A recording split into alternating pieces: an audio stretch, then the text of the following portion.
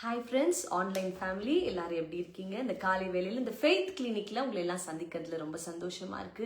முக்கியமான வார்த்தையோடு கர்த்தர் உங்களை எங்களோடு கூட இணைய வைத்திருக்கிறார். நாங்களும் உங்களோடு இணைந்திருக்கிறோம். வார்த்தைக்கு ரெடி ஆயிக்கோங்க. இன்னைக்கு கர்த்தர் என்ன செய்ய போறார் என்பதை நீங்க அறிந்து கொள்ள போகிறீங்க. வேர்டுக்கு போறதுக்கு முன்பாக உங்க ஃப்ரெண்ட்ஸ், உங்க ஃபேமிலிஸ், உங்க வாட்ஸ்அப் குரூப்ஸ், உங்க ஃபேஸ்புக் குரூப்ஸ்ல இந்த லிங்கை நீங்க ஷேர் பண்ணுமாறு அன்போடு கேட்டுக்கொள்கிறேன். வேர்டுக்கு நேராக நம்ம போகலாம். ஆமென். பிரியமானவர்களே, உங்களை யாவரையும் இயேசு கிறிஸ்துவ நாமத்தினாலே நான் வாழ்த்துகிறேன், ஆசீர்வதிக்கிறேன். கர்த்தர் உங்களுக்காக செயல்படுவார். ஆமென். God will work for you. நம்மளுடைய தேவன் பாருங்க, ஏதோ நம்ம போய் நம்ம கஷ்டத்தை அவர்கிட்ட சொல்றோம், நம்ம கண்ணீரை போய் அவர்கிட்ட சொல்றோம், எனக்கு என்னப்பா, நான் என்னப்பா பண்றது அப்படின்னு உட்கார்ற கடவுள் அல்ல. வேதம் பாருங்க, ஆதியாகமம் 1 முதல் வசனம் சொல்லுது, ஆதியிலே தேவன் வானத்தையும் பூமியும் யோசிச்சாருன்னு சொல்லல, வானத்தையும் பூமியும் ஆசைப்பட்டுட்டு இருந்தாருன்னு சொல்ல, சிருஷ்டித்தார். Is a God who works. ஆமென். சொல்லுங்க, என்னுடைய தேவன் கிரியை செய்கிறவர், என்னுடைய தேவன் எனக்காக உழைக்கிறவர் சொல்றாரு. நீ அமர்ந்திருந்து நானே தேவன் என்று அறிந்து கொள். இந்த யுத்தம் உன்னோடது அல்ல, என்னோடது என்று அவர் சொல்லுகிறார். அல்லேலூயா. நான் இன்னைக்கு உங்களை பார்த்து சொல்லுகிறேன், கர்த்தருடைய ஆவியானவர் உங்களை பார்த்து தீர்க்கதரிசனமா சொல்லுகிறார். நீங்க என்ன கஷ்டத்துல இருந்தாலும், எந்த விதமான போராட்டத்தில் இருந்தாலும், ஒரு காரியம் நிச்சயம், கர்த்தர் உங்களுக்காக வேலை செய்வது. ஆமென். God is working for you. ஆமென். சரி, கர்த்தர் உங்களுக்காக வேலை செய்ய ஆரம்பித்தா ஒரு 4 முக்கியமான நன்மை நடக்கும். அதை இன்னைக்கு நம்ம தியானிச்சுட்டு நம்ம ஜெபிக்க போகிறோம். எஸ்ரா முதல் புஸ்தகத்தை எடுத்து நம்ம வாசிப்போம். அதுக்கு முதல் காரியமாக 2 நாளாகமும் 36 அதிகாரம் 22வது வசனத்தை வாசிப்போம். 2 நாளாகமும் 36:22 வாசிங்களேன். எரேமியாவின் வாயினாலே கர்த்தர் சொன்ன வார்த்தை நிறைவேறும்படி பெர்சியாவின் ராஜாவாகிய கோரேசின் 1ஆம் வருஷத்திலே கர்த்தர் பெர்சியா ராஜாவின் ராஜாவாகிய கோரேசின் ஆவியை ஏவினதினாலே, கோரேசின் ஆவியை கர்த்தர் என்ன பண்ணுகிறார்? ஏவுகிறார். எரேமியாவை வைத்து தீர்க்கதரிசனம் சொல்லுகிறார், கோரேசை வைத்து நிறைவேற்றுகிறார். அல்லேலூயா. நிறைய நேரத்துல நம்ம நினைப்போம்னா, யார் மூலியமா ஆண்டவர் இவர் மூலியமா தான் நிறைவேற்றுவாரு, இவர் மூலியமா தான் நிறைவேற்றுவாரு, இவங்க தானே உதவி செய்யணும், எங்க அத்தை தான் உதவி செய்யணும், எங்க மாமா தான் கொடுக்கணும்னு சொல்லி நம்ம எதோ நினைச்சுக்கிட்டு இருப்போம். ஆனா திட்டமா புரிஞ்சுக்கொள்ளுங்க, ஆண்டவர் பல மனிதர்களை வைத்து வேலை செய்வார். எரேமியாவை வச்சு தீர்க்கதரிசனம் சொன்னாரு, கோரேசின் ராஜாவை வைத்து என்ன பண்ணார்? நிறைவேற்றினார். அதை ஆமென். இன்னைக்கு முதல் ஆசீர்வாதம் என்ன தெரியுங்களா? உங்க வாழ்க்கையில கர்த்தர் கிரியை செய்ய ஆரம்பித்துட்டாலே முதல் ஆசீர்வாதம் என்ன தெரியுமா நடக்கும்? தேவன் உங்களுக்கு கொடுத்த வாக்குத்தத்தங்களை நிறைவேற்றும்படி மனிதர்களை ஏவுவார். ஹல்லேலூயா. God will stir up men to help you. Amen. Comment பண்ணுங்க, God will stir up.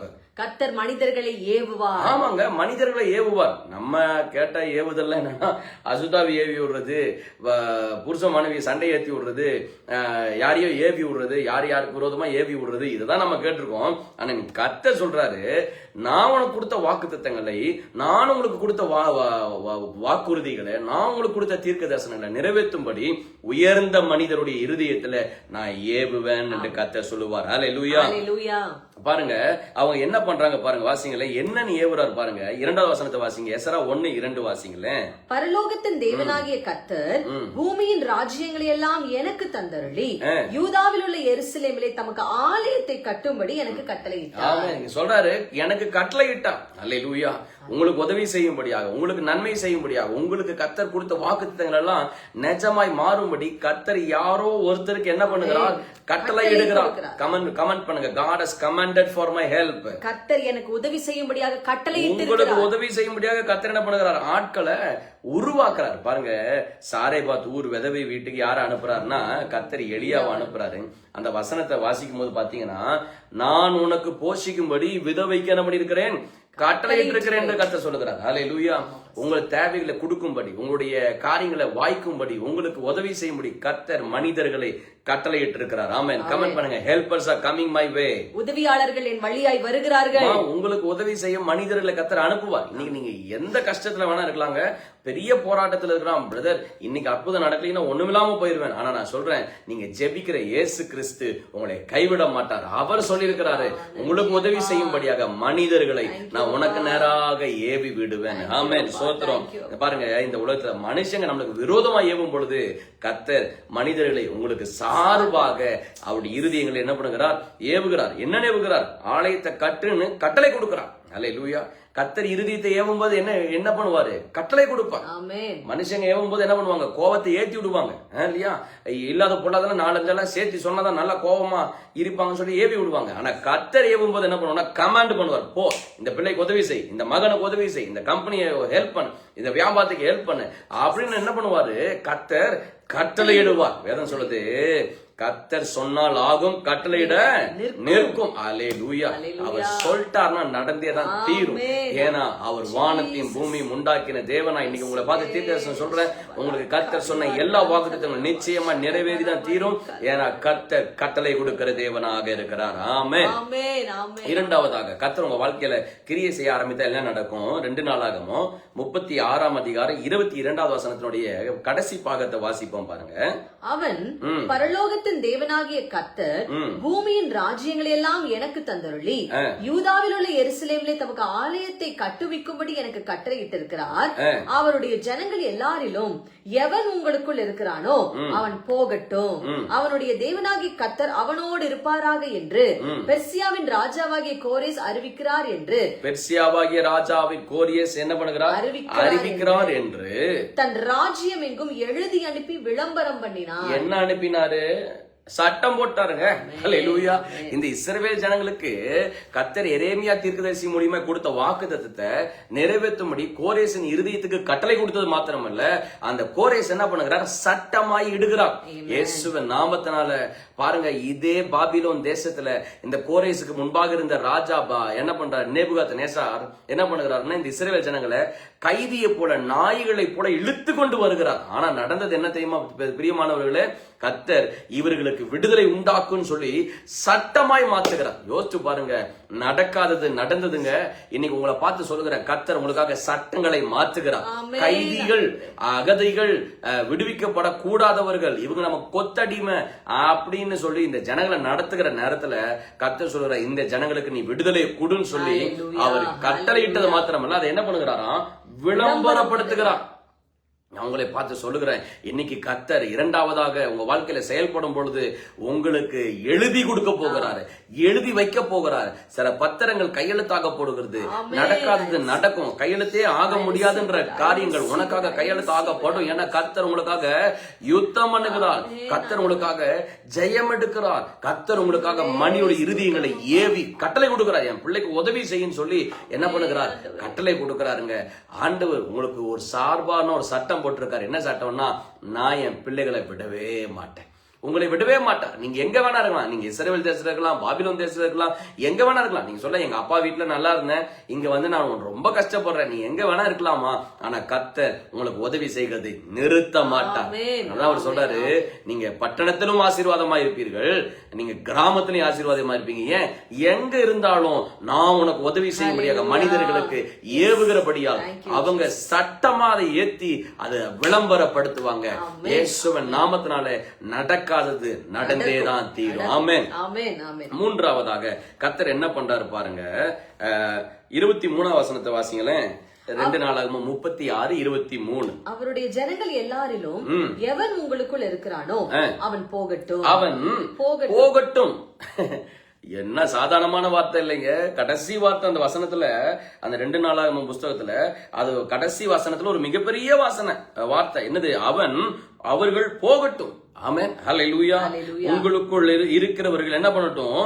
போகட்டும். அதாவது என்ன நடக்குதுன்னா, போகவே கூடாதுன்றதுதான் அந்த பாபிலோனுடைய ராணுவம் இவங்க மேல கண்ணோக்கமா இருக்கும். எந்த கைதிகள் தப்பிச்சு போயிடக்கூடாது என்ன பண்ணுவாங்க? பெரிய பெரிய காம்பவுண்ட் கட்டி வச்சிருப்பாங்க, கன் வச்சுக்கிட்டு இருப்பாங்க. ஒரு கைதி தப்பிச்சு போனா ஷூட்டே பண்ணிடுவாங்க, உயிரே போயிடும். ஆனா இங்க அந்த ராஜா, எந்த ராஜா தரதரன் இழுத்துட்டு வந்தாரோ, எந்த ராஜா கேவலப்படுத்திட்டு வந்தாரோ, அதே ராஜா சொல்றாரு, அவன் போகட்டும். இயேசுவின் நாமத்தினாலே மூணாவதா உங்களை பார்த்து கர்த்தர் சொல்லுகிறார், நான் என்ன பண்ணுவாரனா, கர்த்தர் உங்களை விடுதலை ஆக்குவார். அல்லேலூயா. உங்களுக்கு பொருளாதாரத்துல ஒரு விடுதலை உண்டாவதாக, உங்களுக்கு சரீர சுகத்துல விடுதலை உண்டாவதாக. நிறைய பேர் சொல்லுவாங்க, பிரதர் என்கிட்ட காசு இருக்கு ஆனா செய்யறதுக்கு பலன் இல்ல, சரீரத்துல பயங்கர வியாதி, கால்ல வியாதி அப்படின்னு சொல்லுவாங்க. சிலவங்க சொல்லுவாங்க சரீரம் ஆரோக்கியமா இருக்கேன் பிரதர், நல்லா மைண்ட் எல்லாம் இருக்கு, ஆனா என்ன இல்ல, பணம் இல்ல, செல்வம் இல்லைன்னு சொல்லுவாங்க. ஆனா கர்த்தர் சொல்லுகிறாரு, எதை வச்சு பிசாசு அடக்கி வச்சிருக்கான்னு தெரியல மகனே, எதை வச்சு பிசாசு உன்னுடைய உயர்வு அவனுடைய மேன்மைகளை கெடுத்து வச்சிருக்கான்னு தெரியல மகளே, ஆனா கர்த்தர் இன்னைக்கு தீர்க்கதரிசனமாய் சொல்லுகிறார், நீ புறப்பட்டு போவாய், நீங்க ஆசீர்வாதமா இருப்பீங்க, நீங்க கையிட்டு செய்கிற காரியத்துல நன்மை உண்டாகும். ஏன்னா கர்த்தர் உங்களுக்கு விடுதலையை தருகிறார். கமெண்ட் பண்ணுங்க, I receive deliverance, I receive deliverance, I receive deliverance. நான் விடுதலையை பெற்றுக்கொள்கிறேன், விடுதலையை பெற்றுக்கொள்கிறேன், விடுதலையை பெற்றுக்கொள்கிறேன். ஆமென், ஹல்லேலூயா. உங்களுக்கு விடுதலை உண்டாவதாக. ஆமென். எந்த ராஜா அடிமையா புடிச்சிட்டு வந்தாரோ அதே அரண்மனையில இருந்து ஒரு சட்டம் போகுது, இவங்களை விடுவிச்சு விடுங்கன்னு. நான்காவதாக கர்த்தர் உங்களுக்கு கிரியை செய்யும் போது என்ன நடக்கும் போதுங்க, வாசிங்களேன் எஸ்றா 1ஆம் அதிகாரம் 7வது வசனத்தை வாசிங்களேன். எஸ்றா 1:7. நேபுகாத்நேச்சார் எருசலேமில் இருந்து கொண்டு வந்த தன் தேவனுடைய கோவிலில் வைத்திருந்த கர்த்தருடைய ஆலயத்து பணிமூட்டுகளையும் கோரேஸ் ராஜா எடுத்துக் கொடுத்தார். ஹல்லேலூயா. நேபுகாத்நேச்சார் எருசலேமிலிருந்து தேவாலயத்திலிருந்து திருடிட்டு எடுத்துட்டு வந்தத திரும்பி கொடுன்னு யார் சொன்னா? பக்கத்து வீட்டு மாமா எல்லாம் கிடையாது, ராஜா, அரசாணை, லா, ஒரு சட்டமாக்கப்படுகிறது. கவர்மெண்ட் ஆர்டர் போறார், கொடுப்பான். அப்ப 4வது ஆசீர்வாதம் என்ன தெரியுங்களா? ரெஸ்டோரேஷன். நீங்க எவைகளை இழந்தீர்களோ அவைகளை மறுபடியும் பெற்றுக் கொள்வீர்கள். கமெண்ட் பண்ணுங்க, ரெஸ்டோரேஷன், ரெஸ்டோரேஷன், ரெஸ்டோரேஷன். இழந்ததை திருப்பி பெற்றுக்கொள்ள போகிறேன், இழந்ததை திருப்பி பெற்றுக்கொள்ள போகிறேன், இழந்ததை திருப்பி பெற்றுக்கொள்ள போகிறேன். மறுபடியும் பெற்றுக்கொள்ள போறீங்க. நீங்க நினைக்கலாம், பிரதர் ஆத்மாவை இழந்து போயிட்டேன், பிரதர் என்னுடைய நல்ல நாட்களை இழந்து போயிட்டேன், என்னுடைய பணத்தை இழந்துட்டேன், என் சொத்தை இழந்துட்டேன், என் வீடை இழந்துட்டேன், என்னுடைய இடத்தை இழந்துட்டேன், என் நகையெல்லாம் இழந்துட்டேன், என் பிள்ளைகளை பாவத்துக்கு இழந்துட்டேன் அப்படின்னு நீங்க கண்ணீரோட இருக்கலாம். ஆனா உங்களை பார்த்து கர்த்தர் சொல்லுகிறார், எவைகளெல்லாம் பிசாசு உங்ககிட்ட இருந்து திருடிச்சோ, எவைகளெல்லாம் பிசாசு உங்ககிட்ட இருந்து அபகரிச்சிருச்சோ, கர்த்தர் அவைகளை மறுபடியும் தருகிறார். ஹல்லேலூயா. கமெண்ட் பண்ணுங்க, நான் மறுபடியும் பெற்றுக்கொள்கிறேன், மறுபடியும் பெற்றுக்கொள்கிறேன், மறுபடியும் பெற்றுக்கொள்வேன், நான் மறுபடியும் பெற்றுக்கொள்வேன், மறுபடியும் பெற்றுக்கொள்வேன், மறுபடியும் பெற்றுக்கொள்வேன். கண்களை மூடி ஜெபிப்போம். இயேசுவின் நாமத்தினாலே ஆண்டவரே, எரேமியா தீர்க்கதரிசி ஆண்டவரே உரைத்த வார்த்தையை நிறைவேற்றும்படி 4 ஆசீர்வாதத்தை கொடுத்தீங்கப்பா. கோரேசின் இருதயத்தை ஏவுகிறீங்க. எனவே ஆண்டவரே எங்க ஜனங்களுக்கு உதவி செய்யும்படியாக, அவர்களுக்கு நீங்க கொடுத்த வாக்குத்தத்தங்கள் நிறைவேறும்படியாக, அதை நிறைவேற்றும்படியாக, நிஜமாய் மாற்றும்படியாக, மனிதர்களை இவர்களுக்கு நேராக ஏவி விடும்படியாக நாங்க ஜெபிக்கிறோம். அப்பா அவர்கள் அதை ஒரு சட்டமா மாத்தணும்ப்பா. நடக்கவே நடக்காது. ஒரு கைதி எப்படி வெளியே போக முடியும்? ஒரு அகதிகள் எப்படி வெளியே போக முடியும்? நாடுட்டு நாடு கடத்தப்பட்டு விட்டவர்கள் எப்படி போக முடியும்? ஆனா நடக்காதது நடந்தது. கர்த்தர் கிரியை செய்தார். இன்னைக்கு எங்க ஜனங்க வாழ்க்கையில நடக்காதுன்னு நினைக்கிற எல்லா காரியமும் நடப்பதாக என்று ஜெபிக்கிறோம். 3வதாக கர்த்தாவே சோத்திரம், விடுதலை உண்டாவதாக. எந்த ராஜா ராணுவத்தை எடுத்துட்டு போய் அடிச்சு பிடிச்சு இழுத்துட்டு வந்தாரோ அதே நாட்டிலிருந்து ராஜா இன்னொருத்தரை எழுப்பி நீங்க போங்க என்ற சுதந்திரத்தை கொடுத்தார்கள். இயேசுவின் நாமத்தில் எங்க ஜனங்க வாழ்க்கையில விடுதலை பேசுகிறேன். 4வதாக எதை திருடிட்டு வந்தார்களோ, எதை அபகரித்து வந்தார்களோ, எதை கழுத்துல கத்தியை வச்சு எடுத்துட்டு வந்தாங்களோ அதே பொருளை ஆண்டவரே சோத்திரம் பல 100 ஆண்டுகளுக்கு பிற்பாடு மறுபடியும் திருப்பி நீங்க தருகிறதுக்காக துதிக்கிறோம். மறுபடியும் திருப்பி எங்க ஜனங்கள் பெற்றுக்கொள்வார்களாக. ரெஸ்டோரேஷன் உண்டாவதாக என்று நாங்கள் ஜெபிக்கிறோம்.